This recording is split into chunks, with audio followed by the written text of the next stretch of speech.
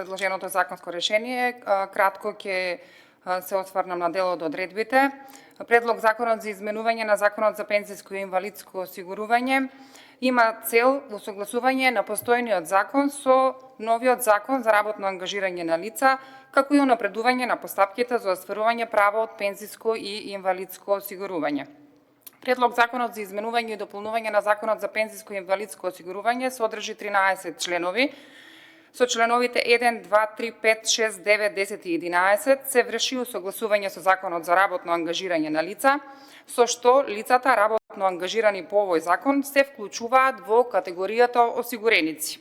Со член 4 се врши допрецизирање на условите под кои осигуреник со преостаната работна способност, кој поради навршени 50 години не може да се оспособи за друга соодветна работа, преку професионална рехабилитација може да се стекне со право на инвалидска пензија. Член 7 од законот ја воведува електронската постапка за остварување на правото од пензиско и инвалидско осигурување со водење електронски предмет, како и можност фондот да донесе привремено решение додека се решава претходното прашање.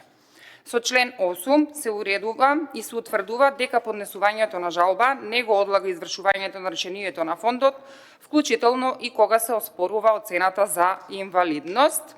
Дел од одредбите од вака предложеното законско решение ќе се применуваат веднаш по објавувањето на законот, а дел од 1 јануари 2026 година. Со вака предложеното законско решение се елиминираат можните недоследности помеѓу законите и се обезбедува еднаква примена на прописите и при тоа се унапредува социјалната праведност и одржливост на пензискиот систем.